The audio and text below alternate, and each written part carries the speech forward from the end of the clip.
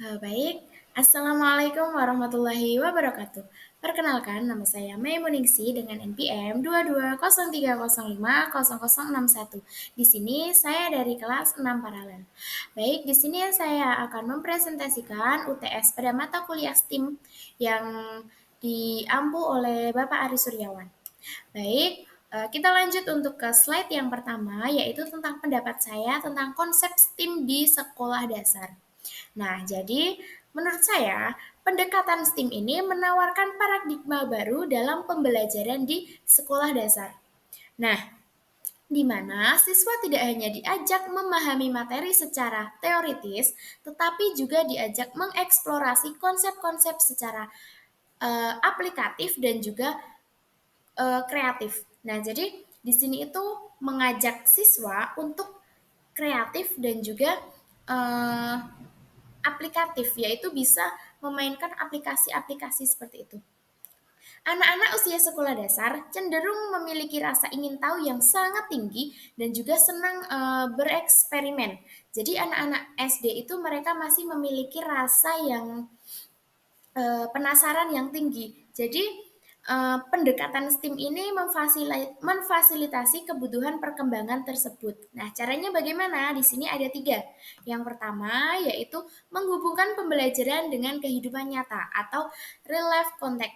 Jadi kalau kita pada mata pelajaran tertentu kita berikan kepada siswa, nah itu nanti siswa apalagi mata pelajaran tersebut bisa relate dengan kehidupan mereka sehari-hari. Contohnya, pada materi pembelajaran yang Bapak Ibu guru ampu, nanti siswa itu akan merasa lebih mudah memahami jika Bapak Ibu guru memberikan contoh-contoh sesuai dengan kehidupan yang ada pada keseharian anak-anak tersebut.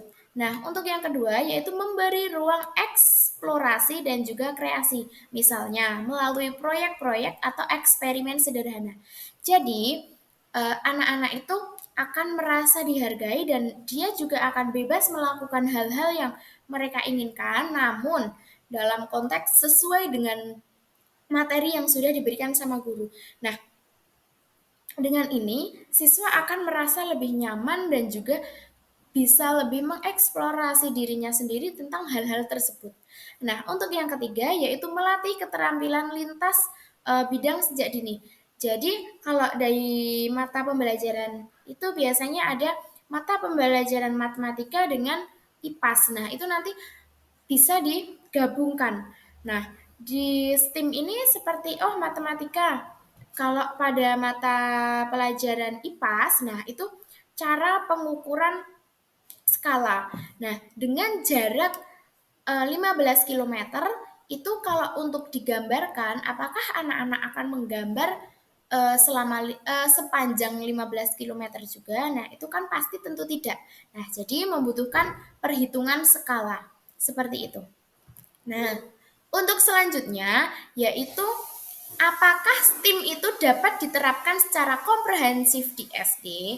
Nah, menurut saya itu iya. Karena STEAM itu dapat diterapkan secara komprehensif di SD dengan penyesuaian terhadap karakteristik pembelajaran anak dan juga kurikulum nasional. Jadi pembelajaran ini apalagi sudah diterapkan dengan kurikulum merdeka. Dan di sini siswa itu sebagai yang utama dan guru itu hanya sebagai fasilitator. Nah, dan juga materi-materi yang akan kita berikan itu sesuai, namun pembelajarannya disesuaikan dengan karakteristik siswa. Nah, untuk implementasi yang berhasil itu diperlukan beberapa. Nah, yang pertama, integrasi lintas mata pelajaran seperti penggabungan sains dengan matematika dalam proyek seni atau teknologi. Nah, dengan ini matematisnya jalan, terus sainsnya jalan, matematikanya jalan, nah dan juga artnya juga jalan, apalagi di teknologi. Jadi selain anak-anak itu tahu tentang sejarahnya, anak-anak juga harus tahu bagaimana teknologinya. Nah, apalagi pada masa yang akan datang, teknologi-teknologi ini akan lebih berkembang. Jadi, jika siswa tidak diajarin sejak dini atau sejak saat ini, maka besok atau lusa atau beberapa tahun yang akan datang, siswa akan merasa tertinggal. Nah, oleh karena itu, dengan adanya STEAM ini diharapkan siswa bisa terus berkembang mengikuti perkembangan zaman yang terus berkembang ini. Nah, untuk yang kedua yaitu pembelajaran berbasis proyek. Nah, di sini ada project based learning.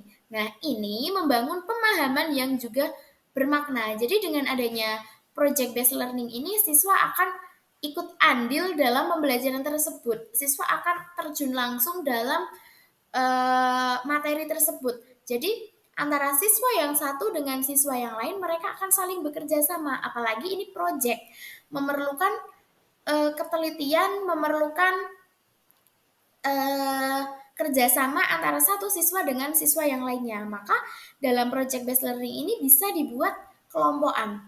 Nah, dengan ini siswa akan tahu pembelajaran berbasis proyek ini siswa akan tahu bagaimana cara pembagian kelompoknya, bagaimana mereka tahu sistem pembagian kerjanya, seperti itu.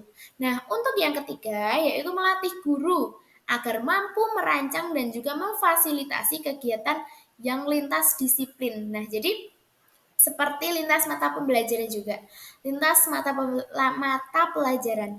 Nah, ini guru itu juga harus berlatih agar bisa menata atau guru itu bisa merancang bagaimana proses tim itu berlangsung di siswa SD yang menurut saya itu sedikit kurang pas. Namun di sini nanti guru itu bisa dikatakan berhasil apabila siswa itu juga dapat memahami proses pendekatan STEAM tersebut. Nah, untuk yang terakhir yaitu fasilitas penunjang. Nah, seperti alat peraga, laboratorium mini, atau perangkat teknologi sederhana. Jadi, di sekolahan itu diusahakan atau diharapkan di beberapa sekolah itu memiliki beberapa fasilitas, terutama alat peraga. Seperti kalau misalnya ada pembelajaran IPAS atau lain sebagainya. Nah, itu kan memerlukan adanya peta, globe, terus miniatur tata surya. Nah, kalau di sekolahan itu tidak memiliki apa? Tidak memiliki fasilitas itu, maka akan menjadi salah satu hambatan untuk pendekatan STEAM. Nah, apalagi teknologi ini juga jika sekolahan tidak adanya lab itu juga akan sedikit mengganggu atau sedikit menjadi penghambat untuk menuju ke pendekatan STEAM yang akan dilaksanakan oleh guru tersebut. Nah, untuk yang slide selanjutnya, di sini tentang kelebihan dan kekurangan pendekatan STEAM. Jadi, menurut saya banyak juga kelebihannya dan juga memiliki beberapa kekurangan. Nah, di sini saya mendapatkan 5 kelebihan dan juga 4 kekurangan di STEAM ini. Dalam proses pendekatan STEAM ini. Nah, yang pertama yaitu meningkatkan kreativitas dan juga inovasi. Jadi dengan adanya STEAM ini, siswa itu akan memiliki tingkat kekreativitasan dan juga inovasi yang tinggi. Mengapa? Karena dari sainsnya, engineeringnya, teknologinya, artnya, nah itu nanti siswa akan bermain semua. Jadi melatih kekreativitasan. Oh, kalau pada mata pembelajaran matematika, kira-kira cocoknya artnya bagaimana kayak gitu. Jadi siswa akan merasa lebih berpikir, mereka akan bisa memikirkan hal tersebut. Nah, jadi bisa dikatakan seperti tadi, kalau guru itu hanya sebagai fasilitator saja. Mungkin jika siswa itu membutuhkan sesuatu, baru guru bolehlah turun tangan untuk membantu. Jadi seperti ini ya nak, caranya untuk mengerjakan hal ini gitu. Nah, untuk yang kedua yaitu pengembangan keterampilan berpikir kritis dan juga pemecahan masalah. Nah, ini juga ada sangkutannya dengan yang poin pertama tadi. Jadi untuk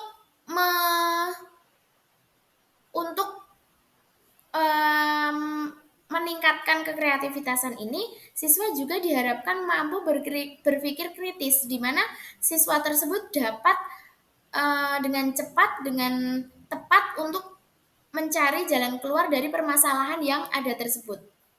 Nah, untuk selanjutnya yaitu mendorong kolaborasi dan juga kerja tim. Nah, biasanya untuk pelaksanaan STEAM ini memerlukan kelompokan dalam mengerjakan. Seperti tadi ada project based learning. Nah, di sini akan mendorong kolaborasi siswa. Jadi, bagaimana cara leader itu untuk membagi kelompok, bagaimana cara pembagian penugasan, dan lain sebagainya. Nah, untuk yang keempat, ini mempersiapkan siswa menghadapi tantangan masa depan.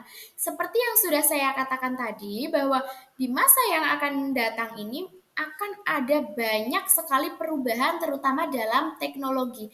Jadi, kalau siswa tidak dilatih sejak dini, maka akan kaget atau merasa, kok saya tertinggal dalam dunia yang seperti ini, gitu. Siswa diajarin sejak dini tentang bagaimana cara menggunakan komputer, cara menyatukan antara mata pelajaran yang satu dengan yang lain, itu kan ada kaitannya. Nah, itu bagaimana cara siswa itu bisa untuk meningkatkan hal tersebut. Nah, untuk yang selanjutnya yaitu meningkatkan motivasi belajar. Nah, karena STEAM ini menurut saya juga ribet atau memerlukan waktu yang panjang, jadi motivasi belajar siswa itu, oh iya ini kan susah, jadi bagaimana caranya saya bisa menyelesaikan permasalahan ini, berarti saya harus belajar ini, dan ini. Nah gitu, jadi dari sini motivasi belajar siswa itu akan meningkat. Kalau saya mau menyelesaikan tugas ini, berarti saya harus bisa belajar di sejarahnya dulu. Kalau saya mau tahu artnya, maka saya harus mempelajari di engineering dan juga teknologinya, seperti itu. Nah, dilanjutkan untuk yang kekurangan dalam pendekatan STEAM ini. Di sini saya ada 4. Yang pertama, poin yang pertama yaitu keterbatasan sumber daya manusia. Nah, di sini guru. Tidak banyak guru yang melek tentang STEAM. Jadi, hanya beberapa guru yang bisa atau akan melakukan hal tersebut. Nah, dan ini juga memiliki banyak sekali faktor yang terjadi. Untuk yang kedua, yaitu ketersediaan fasilitas. Nah, seperti sarana dan prasarana yang ada di sekolah. Kalau sarana dan prasarana yang ada di sekolah itu kurang, itu akan menjadi salah satu penghambat. Kenapa kok saya katakan seperti itu? Nah, siswa itu kan masih belajar.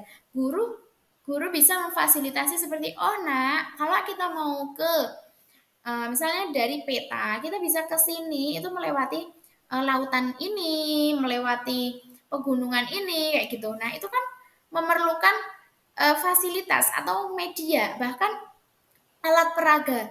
Jika fasilitas yang ada di sekolah itu kurang, maka akan menghambat proses pendekatan STEAM ini. Lalu yang ketiga yaitu waktu perencanaan dan juga pelaksanaan yang lebih panjang. Nah, jadi kan STEAM ini kan memerlukan beberapa strategi, terutama untuk menentukan mata pelajarannya. Lalu yang kedua menentukan materinya. Yang ketiga menentukan eh, sejarah. Jadi sejarahnya itu apa yang sangat atau yang urgent kita harus kita gali itu yang apa? Nah, itu memerlukan waktu yang menurut saya tidak cukup hanya satu malam saja. Lalu teknologinya. Kalau dengan sejarah ini, teknologinya yang cocok itu kira-kira apa? Nah, itu itu membutuhkan waktu yang menurut saya cukup panjang. Nah, dan itu yang menjadi salah satu penghambatnya.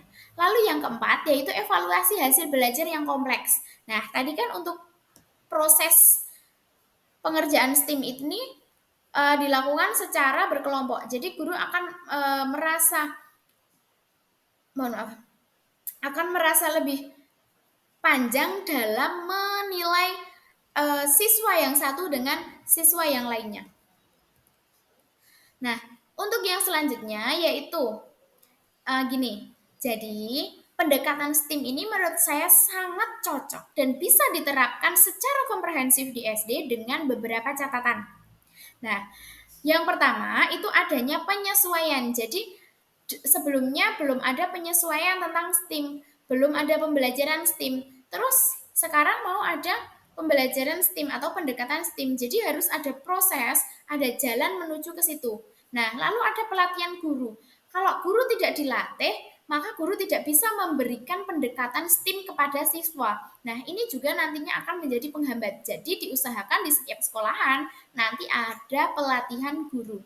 Lalu ada dukungan infrastruktur seperti sarana dan prasarana, lab, kayak gitu. Ada lab komputer, terus ada alat peraga, dan lain sebagainya.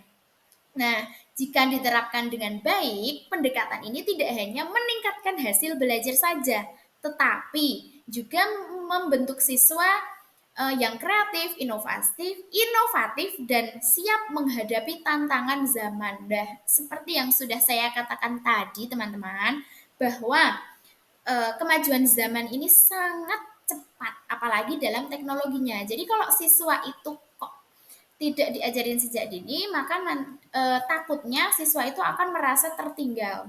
Kayak gitu. Jadi kita usahakan untuk pendekatan STEAM ini menurut saya sangat cocok untuk dilakukan di SD karena banyak sekali manfaat yang nantinya itu akan diambil ketika uh, sudah melangkah ke zaman-zaman yang akan datang gitu.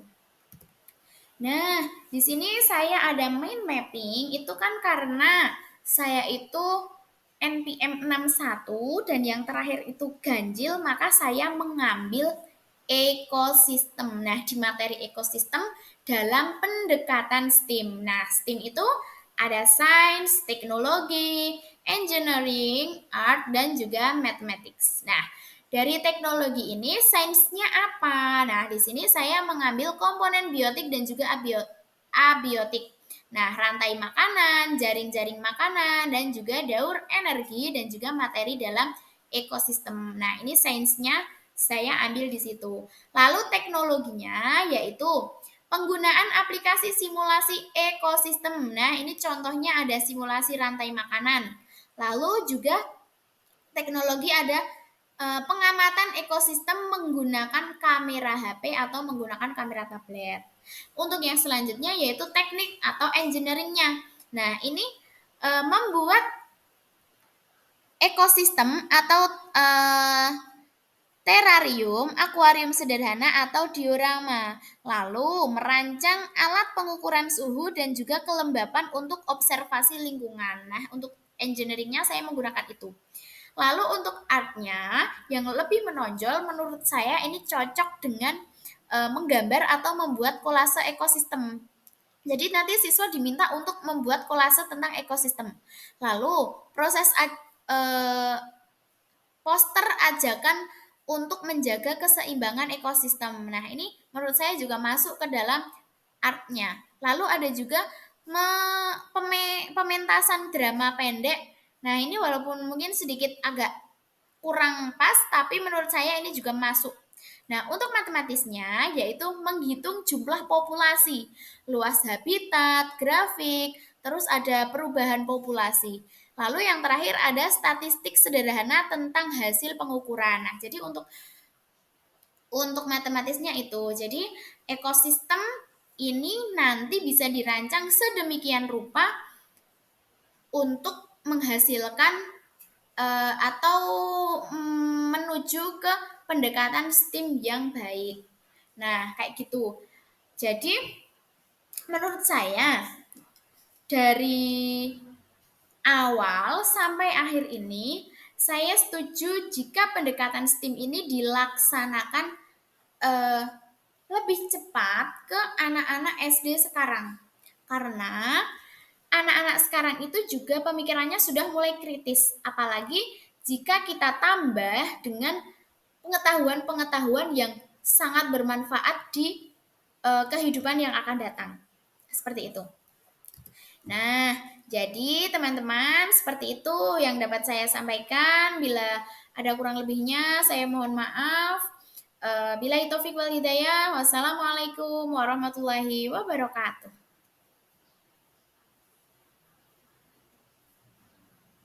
Terima kasih, bye-bye, see you. Semoga bermanfaat.